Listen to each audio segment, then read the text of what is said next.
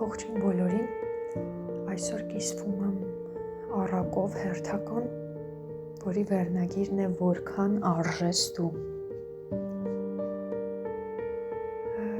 Մի տղա է լինում, ով կյանքից հոգնած որոշում է գնալ ծերունու մոտ և խնդրել նրան, որպեսզի օգնի իրեն։ Գնում է ծերունու մոտ և ասում, որ ոչ ոք ինձ չի սիրում, բոլորն ինձ արժե զրկում են, բոլորը փնովում և ասում են, որ ես վատն եմ, որ ես խելացի չեմ, խնդրում եմ օգնիր ինձ ծերունի։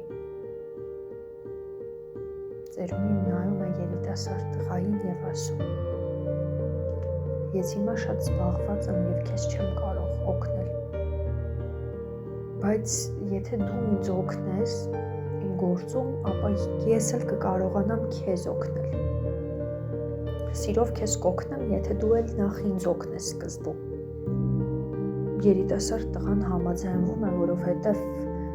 նա անպայման ուզում էր հասկանալ ինչ աներ, ինչպես դուրս գար այդ իրավիճակից։ Եվ այնպես է ստացվում, որ ծերունին իր գրպանից հանում է մատանի և ցույց է տալիս տղային։ Մի ադամանդե մատանի։ Տղային ցույց է տալիս և ասում, որ շատ շտապ պետք է այս մատանին վաճառվի, որովհետև ծերունին պարտքեր ունի և պետք է այդ պարտքերը մարի վաճառված գումարով։ Այնուհետև տղան շտապում է, որպեսզի գնա և վաճառի։ Ծերունին նախ և առաջ նրան ասում է, որ անպայման կվաճառես ոսկով և այլ մետաղադրամներով չհամաձայնվես։ Նրան ուղարկում է շուկա, որպեսզի գնա և այնտեղ վաճառի։ Տղան գնում է շուկա, նայում այս ու այն կողմ, բոլորին ցույց է տալիս, որ ոսկով պետք է փոխարինի, միայն կվաճառի ոսկու դիմաց, սակայն այնտեղ վաճառողները ծիծաղում են նրա վրա և ասում, որ սա նույնիսկ արծաթով չի վաճառվի, ինչ-որ պղնձով կարող ենք վաճառել, բայց ոչ ոսկով։ Տղան սրտ նեղում է, չի հասկանում ինչ անել, բոլորը ծիծաղում են նրա վրա, ասելով, որ միթե խելքդ կորցրել ես, ոնց կարելի է նման մատանին ոսկով վաճառել, սա հազիվ թե պղնձով կվաճառվի։ Սակայն տղան չի համաձայնվում, որովհետև ծերունին նրան ասել էր, որ միայն ոսկով կվաճառես։ Եվ այսպես հիասթափված վերադառնում է ծերունու մոտ և ասում, որ ես չկարողացա ձեզ օգնել։ Սակայն ծերունին ժպտալով նայում է նրան և ասում, որ միթե միանգամից հանձնվելու ես։ Պետք չէ միանգամից հանձնվել։ Դու կարող ես գնալ ոսկերչի մոտ, որովհետև ոսկերիչը որպես մասնագետ ավելի լավ կհասկանա այս մատանու էությունը և արժեքը։ Գնա և տես ինչքան ոսկով նա կվերցնի այս մատանին մեզանից։ Ուրախ վերցնում և գնում է տղան և ցույց է տալիս ոսկերչին, ոսկերիչը մանրադիտակով զննում է և արդյունքում տեսնում, որ նա ապշահար է լինում ոսկերչի ասված խոսքերից, երբ ոսկերիչն ասում է, որ սա 58 ոսկե մետաղադրամներով ես կարող եմ փոխարինել, բայց գնա և քո տիրոջն ասա, որ այժմ ես չունեմ այդքան մետաղադրամներ և եթե ինձ մի փոքր ժամանակ տրվի, ապա ես նույնիսկ որոշ ժամանակ անց այս մատանին կգնեմ 70 մետաղադրամով, 70 ոսկե մետաղադրամով և տղան ապշահար ուրախ վերադառնում է ծերունու մոտ և ասում այն, ինչ ոսկերիչը փոխանցել էր իրեն։ Այնուհետև ծերունին ժպիտով նայում է երիտասարդ տղային և ասում.